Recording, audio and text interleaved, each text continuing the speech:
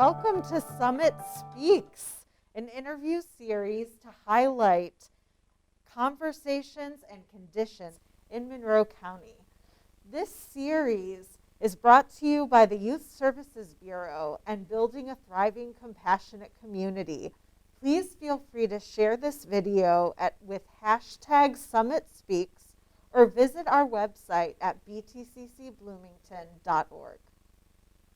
Welcome, Lillian. I am so excited to talk to you today about conditions for Latino, Latinx. We'll talk about language, community here in Monroe County, not just on campus, but in the community, youth, families, college students. But I want to give you a minute to introduce yourself, any affiliations, identities that you want to share. Thank you, and I really appreciate the invitation to come and share a little bit about the community that not only I work with, but that I'm a part of. Having said that, my name is Lillian Casillas. I am from Indiana University. I work there at the Latino Cultural Center, specifically working with students, faculty, and staff. But my sideline is working in the community with El Centro Comunal Latino, which is a nonprofit organization that predominantly works with recent arrivals, limited English speakers, immigrants that are pretty much new, some new to the community. Some of them have been here for quite a bit. Oh, well, let's start. There's so much to talk about. Let's start with language. So I know that there are folks who will say the Latinx community, the Latino community, Latina. Can you tell us what is the most inclusive language that we could be using when talking about your community? I guess before I answer the question about more inclusive, which it would be Latinx, but even then, I think one of the things that I really want folks to understand is that it's a very personal choice. I think that is something that we ourselves within the community are grappling with because it is very connected to identity. So a lot of it really depends on individual and who you're speaking with. Hispanic was the one that was first established because before that we were actually classified as white or black or Asian, depending on who our identities. Yeah. But then as a result, folks didn't like the term Hispanic and Latino came about. And even then, a lot of it depends. You have the Chicano movement in the Southwest. So again, it's very, very connected to identity, which then also brings me to that a lot of folks really, especially when you're talking with the immigrant community, because these kinds of classifications are a United States social construct. They come in and they're Mexican, they're Puerto Rican, they are, and by the way, Puerto Ricans are US citizens, they're Venezuelan. So it's when they get here that identity is placed and posed on them. Latinx is the most recent of the terms. And for those who are familiar or not with the Spanish language, everything is gender oriented, male with an O, A with the female.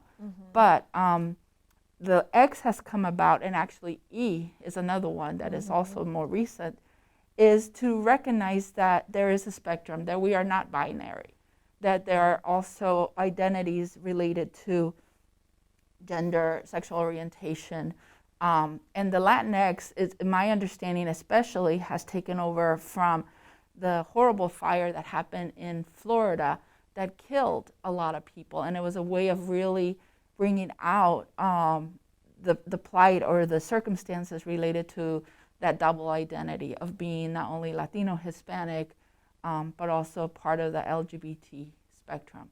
So very long answer to your question, but when you say inclusive, of course, you're talking Latinx, but even in the Pew Center that just came out, only 3% of the population uses that term.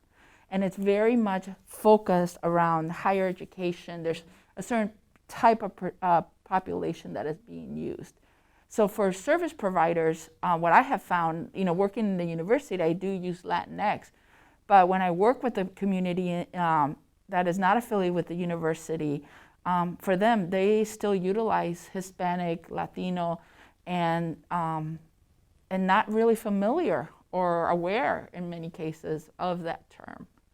Oh, thank you. That is, I could talk about language all day, but I think what I'll turn us to, and you brought up service providers, and that makes me think about kind of, I want to hear two things. Where are we doing well in Monroe County when it comes to conditions for Latinx folks? I'll use Latinx since it's the Sure, most sure. inclusive. Um, and then where do we have room to grow? I think for me, first and foremost, Bloomington has been, in the 20 some years I've been here, actually 30, um, there are agencies, service providers, individuals who have been really good about outreaching to the Latino, Hispanic, Latinx community. A lot of it revolves around, of course, the language, because that often ends up being a challenge. So that they do try at least to have the documentation. I think where we sometimes encounter hiccups is the language. So the translation, often people go there first.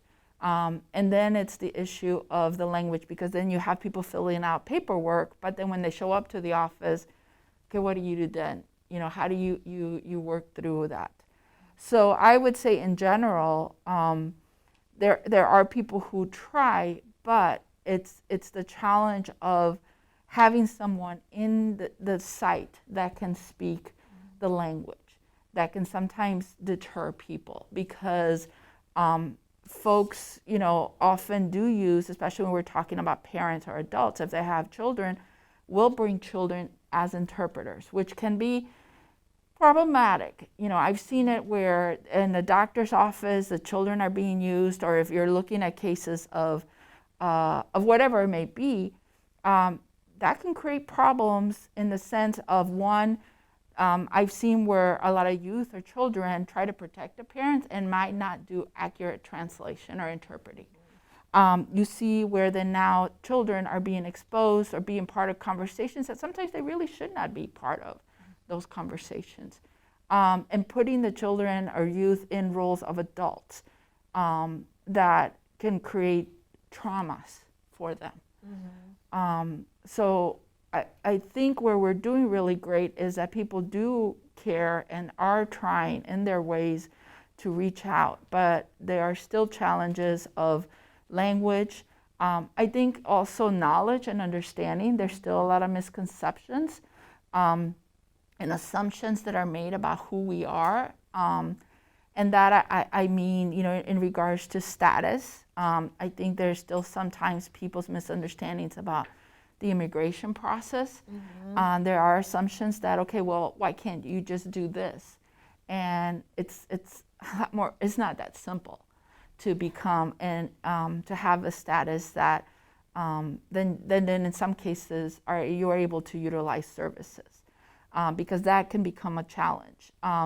There are certain services that unless you're U.S. citizen, permanent resident, or have a certain type of visa, you can't access or be a part of certain services in the community.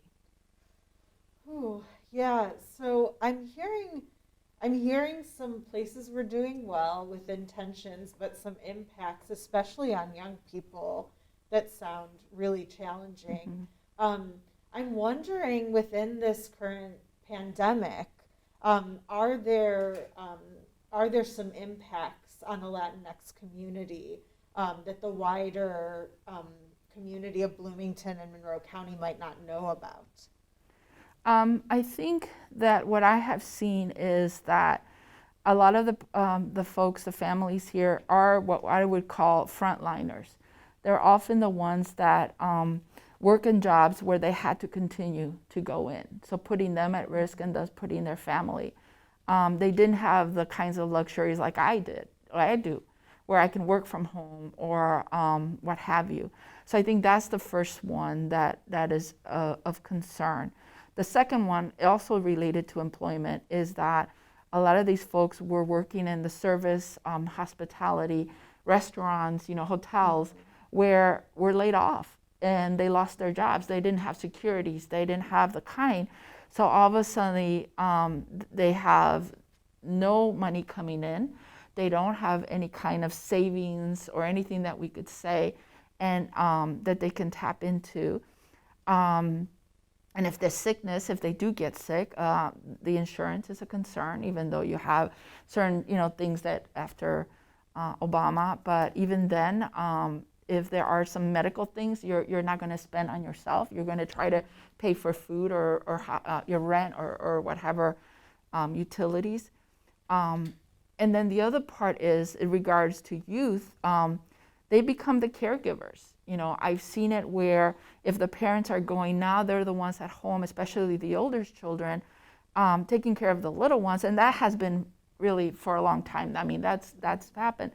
But when they are now going to school, they have to, trying to get themselves and be present in their classes, but then also having to help their younger ones. And that's if they have access to reliable internet.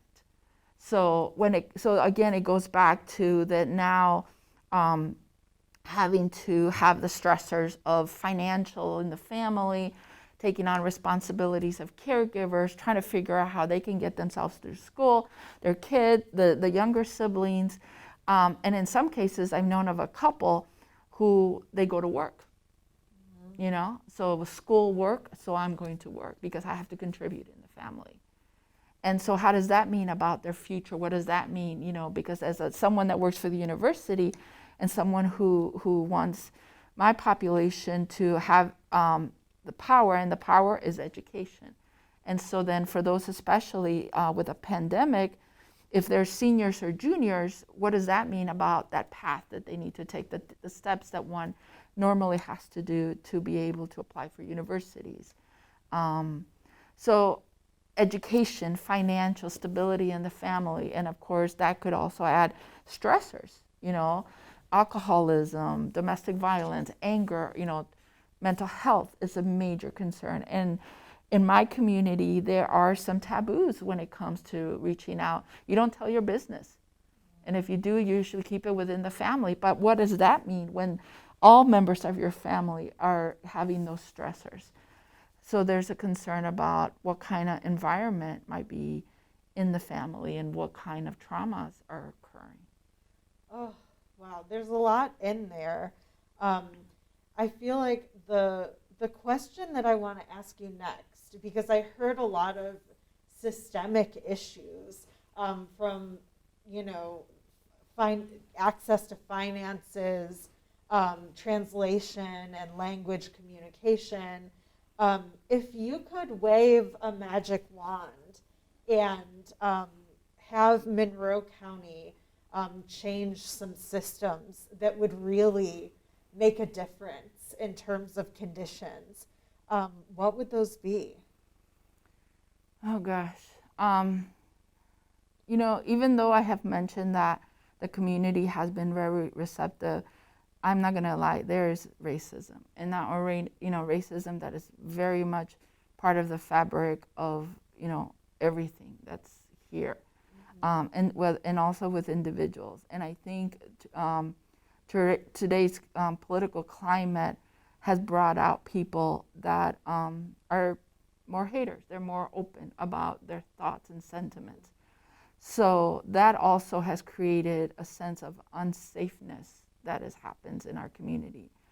A lot of it stems from ignorance. One of the things that I hear especially is that, they're just here to use services. And if people really realize, especially when you're looking at some of the immigrants and if they are undocumented, they don't have access to services. They cannot. So a lot of it really has to do with the misinformation, the ignorance, hate, fear, whatever emotions you want to apply to people that they have. I think that plays a big role, as well as how people feel a part of the community and the racism and the whether systemic, individual, however you want to classify it or attribute it to. There is to, in the school systems, for example, what I hear from the kids, and this is even before the pandemic, that a lot of people, because the community is very small here, a lot of people, again, what they know and how they act is based on what they see on the television, so on the media. And so even beforehand, youth in schools, were sometimes felt profiled. The college kids themselves, there were often times where if they had not only by police but also by anybody in the apartment complex, if a kid had a flag of Puerto Rico or something, there was always some kind of vandalism, go home or what have you, scratched in their car or whatever. So so that is a lot of what was happening before. Today, unfortunately, and it's kind of heightened. And so on top of everything else, that also creates a sense of fear. I mean, even with some of the marches or some of the things that have been happening, whether they're pro or what have you, whoever it is, folks are afraid to come out. Again, so that creates an even greater sense of isolation. If I were to give advice to social services, of course, it would be, you need to learn, you need to read, you need to not assume that whatever you know is enough. Because sometimes I've discovered that a little information is just as dangerous as no, and sometimes more so than no information, because they feel that there's a sense of confidence that, oh, I know enough, I can do this. But they don't realize that some of that sometimes does, of course, influence their behaviors, their thoughts, their what have you. It's just as problematic. So for example, is generalizations, assuming that a Puerto Riqueño, oh, you're not, you're from Latin America or you're Caribbean, so you're a foreigner, you're not a U.S. citizen. And sometimes by those types of lack of information, as a service provider, you don't disclose a lot of the information. You are making decisions for the client when they're false. So that's, I guess, one example of some of the things. Right now we have a large number of refugees, folks from Venezuela and other places. So I think people too, there's misunderstandings as to why people are coming here, misunderstandings of the different statuses that exist, and those misunderstandings, then information is shared or not shared. Decisions are being made on behalf of people that I don't think people have the right to do. Oh, so much in there. I wish we had so much more time. We are running low on time. What I really am hearing from you in terms of actions as a larger community is breaking down those assumptions and some of those false narratives that we're hearing in the media, and also building relationships and building those safe, nurturing spaces where people can actually get to know each other, beyond that first impression or whatever that set of assumptions is. I want to continue this conversation. I do know that we're out of time, but I want to thank you so much, Lillian, for bringing your voice and perspective into Summit Speaks today. Well, I really appreciate the opportunity, and I hope this helps. And as I mentioned earlier, who I am, I hope people, if they at any point want to reach out, I welcome that opportunity. Thank you so much.